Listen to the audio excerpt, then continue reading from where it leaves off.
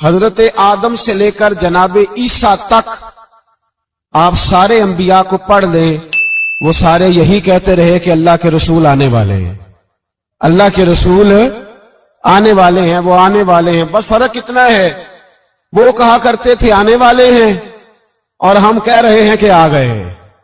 بس ساری امتیں حضور کا ہی ذکر کرتی رہیں۔ وہ کہا کرتے تھے کہ علامہ اسماعیل حقی نے تفسیر روح البیان میں لکھا ہے، امام سیوطی نے الخصائص الکبریٰ میں لکھا ہے، جناب آدم کے انتقال کا وقت آیا تو اپنے بیٹے حضرت شیش کو بلایا اور بلا کر کے فرمانے لگے، شیش میں جا رہا ہوں بیٹے، لیکن یاد رکھنا ساری زندگی یہ کام نہ بھولنا۔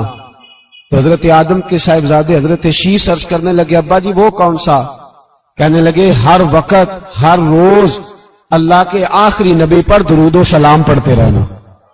انہوں نے کہا کہ والد گرامی وہ کون ہے؟ تو حضرت آدم کہنے لگے، جب اللہ کریم نے میرے اندر روح پھونکی تھی تو میں نے جنت کے درختوں اور پتوں پر لکھا دیکھا تھا لا الہ الا اللہ محمد رسول اللہ صلی اللہ علیہ وسلم۔ ہر پیغمبر نے، ہر رسول نے، آپ دیکھیے نا حضرت ابراہیم نے کعبہ بنایا۔ اصل بات یہ ہے کہ ہم حضور کے امتی ہیں، ہم اس طرح قدر نہیں کر پاتے جس طرح وہ لوگ آرزویں کرتے تھے۔ حضرت ابراہیم نے کعبہ بنایا، اللہ کا گھر، اللہ کا گھر۔ یہاں جو آدمی اپنے سگے بیٹے کو بھی گھر بنا کے دیتا ہے، وہ بھی اپنی بہو کو کہتا ہے میں نے بنا کے دیا، حالانکہ اپنے بیٹے کو دیا ہے۔ وہ بھی پوتوں کو کبھی کبھی بلا کے کہتا ہے تمہارے باپ نے کیا کمایا، میں نے دیا ہے۔ لوگ عادی ہیں، لیکن میرے عزیز حضرت ابراہیم نے اللہ کا گھر بنایا، اور جب بنا رہے تھے تو انداز یہ تھا کہ حضرت اسماعیل پتھر اٹھا کے لاتے تھے اور جناب ابراہیم خانہ کعبہ کی دیواریں بلند فرماتے تھے۔ اس عالم میں جب بنا چکے تو عرض کرنے لگے یا اللہ کعبہ میں نے بنا دیا ہے، اسے آباد کرنے والا رسول بھی عطا فرما دے۔ ربنا وابعث فیہم رسولا، یا اللہ وہ رسول ہمیں عطا فرما جو بڑی شانوں والا ہے۔ سارے انبیاء حضرت سیدنا عیسیٰ علیہ السلام کہ کچھ امتی کہنے لگے عیسیٰ مردے زندہ کر دیتے ہو، کوڑوں کو شفا دے دیتے ہو، اے عیسیٰ آپ کا ہاتھ لگ جائے تو اللہ بڑے سے بڑے برس کے مریض کو بھی شفا دے دیتا ہے، لگتا ہے سب سے زیادہ شان والے آپ ہی ہو۔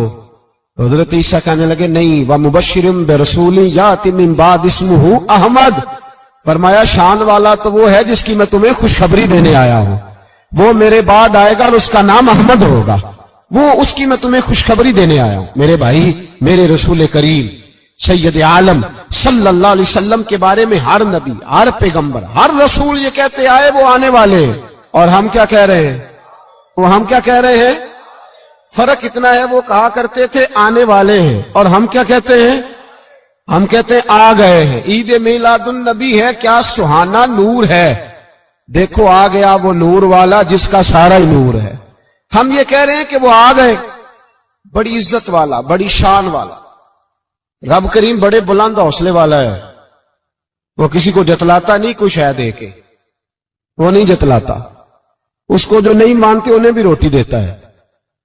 جس نے ساری عمر نماز نہیں پڑھی اللہ نے اسے بھی بچے عطا فرمائے، اس نے ساری زندگی نافرمانی کی رب نے اسے بھی نعمتیں دی، کسی نعمت پر احسان نہیں جتلایا، لیکن فرمایا میرے نبی کے غلاموں ذرا ہوش سے رہنا، ذرا ہوش سے۔ ساری زندگی برادریوں پر ہی فخر کرتے رہے ہو، ساری زندگی بینک بیلنس اور جائیداد اور مال پر ہی تم نے فخر کیا ہے، فرمایا ایک فخر والی چیز میں تمہیں دے رہا ہوں، اور میں تمہیں بتا رہا ہوں لقد من اللہ علی المؤمنین اذ بعث فیہم رسولا۔ اور یار اس پہ کبھی غور تو کرو، اس پہ کبھی غور تو کرو، احسان جتلانا کوئی چھوٹی سی بات ہے؟ اور پھر مالک جس کے حوصلے پر کوئی کلام ہی نہیں کر سکتا، وہ مالک احسان جتلا کے تجھے کہتا ہے او مسلمان تو چھوٹا سمجھتا ہے، تو شاید ہلکا جانتا ہے، ہوش کر اور اپنے اندر کے مصطفیٰ کریم کے اس غلام کو بیدار کر۔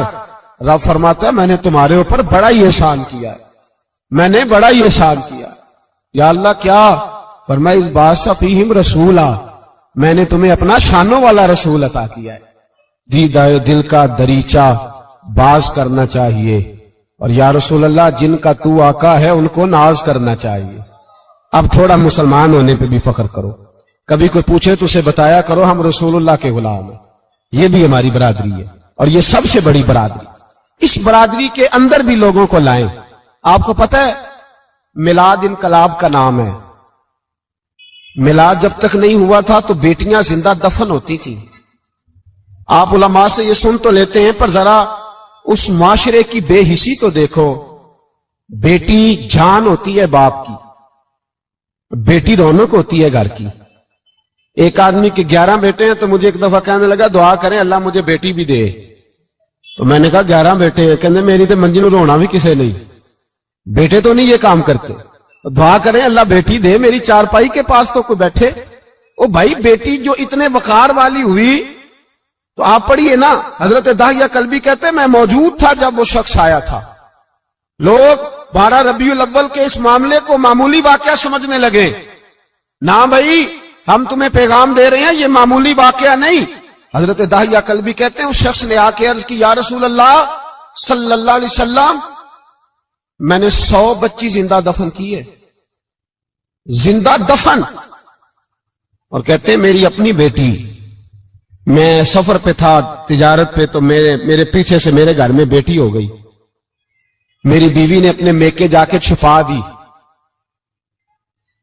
تو میں واپس آیا تو اس نے کہا بچہ ہوا تھا فوت ہو گیا, میں نے دفن کر دیا. جب بچی 4-5 سال کی ہوئی تو مجھے پتا چلا میری بیٹی ہے. کہتے میں اسے لایا اور میں نے اسے کہا میں تیرا باپ ہوں, تجھے تحفہ لے کے دوں گا, کھانا کھلاؤں گا.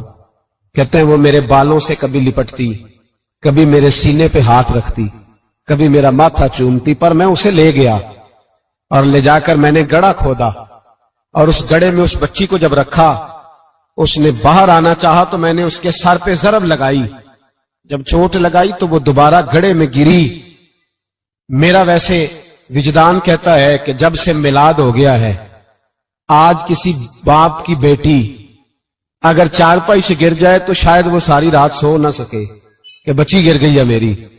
کہتے ہیں میں نے چوٹ لگائی سر پہ, خون بہا تو وہ گری, میں نے مٹی ڈالی, وہ ابا جی کہتی رہی.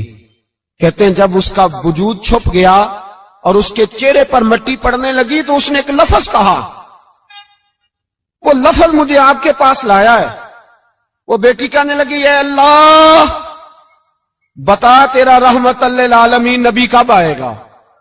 یا اللہ بڑی بیٹیاں دفن ہو گئیں, بڑی مائیں منڈیوں میں بک گئیں, غریب بڑے لٹ گئے, پریشانیاں بڑی بڑھ گئیں. اللہ بتا نا تو اسے کب بھیجے گا. اب کتنی دیر ہے, اندھیرا بڑا گہرا ہو گیا, اب نہیں جیا جاتا, اب نہیں سہا جاتا, اللہ تو کب بھیجے گا. حضرت داہیہ کلبی کہتے ہیں وہ بتا رہا تھا اور نبی کریم بار بار اپنی چادر کا پلو اٹھاتے تھے اور اپنے آنسو پوچھتے تھے. بار بار چادر کا پلو اٹھاتے تھے اور آنسو پوچھتے تھے, بار بار اٹھاتے تھے آنسو پوچھتے تھے. حضرت داہیہ کلبی کہتے ہیں حضور نے پوچھا تیری جرت کیسے ہوئی, تو حوصلہ کہاں سے لایا. اس نے کہا محبوبہ پتہ نہیں, لیکن قربان جاؤں یا رسول اللہ صلی اللہ علیہ وسلم میں نے آج سویرے آپ کے ایک صحابی کو یہ کہتے سنا ہے کہ وما ارسلناک الا رحمتا للعالمین. تو وہ یہ رحمت للعالمین کے لفظ ہیں یہ تو میں نے اپنی مرتی ہوئی بیٹی سے سنے تھے. تو آج جب میں نے اس کی زبان سے سنے تو میں نے کہا تو انہیں جانتا ہے, کہا جانتا ہوں. کہا مجھے بھی لے چل. تو حضور میں آپ کے دروازے آیا ہوں, رب معاف کر دے گا. تو میرے حبیب نے فرمایا چل پڑھ کلمہ, جو میرا کلمہ پڑھ دے اللہ اس کے سارے گناہ معاف کر دیا کرتا ہے. بھائی غلاموں کے ساتھ ظلم ہو. حضرت بلال حبشی, حضرت بلال کے بارے میں بڑے واقعات ملتے ہیں. ایک واقعہ بڑا منفرد لکھا ہے کتابوں میں. حضرت بلال سے لوگوں نے کہا آپ نبی پاک سے متاثر کیسے ہوئے. تو جناب بلال کہنے لگے میں زیادہ لوگوں کو مکے کے لوگوں کو جانتا ہی نہیں تھا, چونکہ میری ڈیوٹی تھی گھر میں کام کرنے کی اور مجھے سخت سزا ملتی تھی امیہ بن خلف کی طرف سے. بلکہ تحقیق یہ ہے کہ یہ عبداللہ بن جدان کے غلام تھے. امیہ بن خلف نے تو جب انہوں نے کلمہ پڑھا تو پھر خریدا. عبداللہ بن جدان کہنے لگا میں فارغ نہیں, آپ لے لیں, آپ اس کو سزائیں دیں. تو کہتے میں ان کے گھر میں ہوتا تھا تو میں تو زیادہ لوگوں کو جانتا ہی نہیں تھا, کبھی مجھے موقع ہی نہیں ملا تھا باہر نکلنے کا. ہماری غلاموں کی کوئی زندگی نہیں ہوتی تھی. آج تو ہر آدمی کہتا ہے نا میں کچھ چودھری سے لے کے کھاتا ہوں. یہ جو تیرے اندر حوصلہ ہے نا یہ میرے رسول نے تجھے عطا فرمایا ہے, یہ میرے نبی نے تجھے دیا ہے, ورنہ تو غلام بکا کرتے. یہ حوصلہ تجھے رسالت مآب نے دیا۔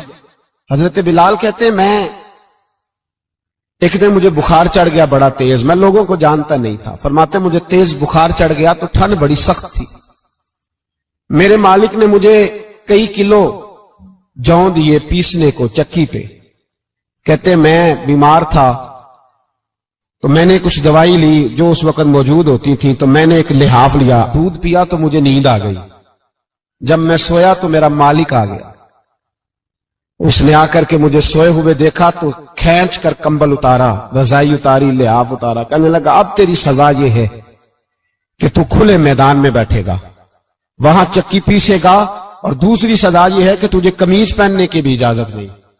حضرت بلال کہتے ہیں تیز بخار، ٹھنڈ کا عالم، اور جب میں چکی پیس رہا تھا تو رو رہا تھا، اور میں پوچھ رہا تھا خدایا ہمارے نصیب، اللہ ہمارے مقدر ہے، جرم ضعیفی کی سزا مرگ مفاجات۔ سیدنا بلال حبشی رضی اللہ تعالیٰ عنہ فرماتے ہیں میرے دروازے کے قریب سے رسول پاک گزرے اور مجھے ہائے ہائے کرتے دیکھا تو دستک دی، میں نے کہا کون ہے؟ دروازہ کھلے آ جاؤ۔ محبوب اندر آئے تو پوچھنے لگے کیوں رو رہے ہو؟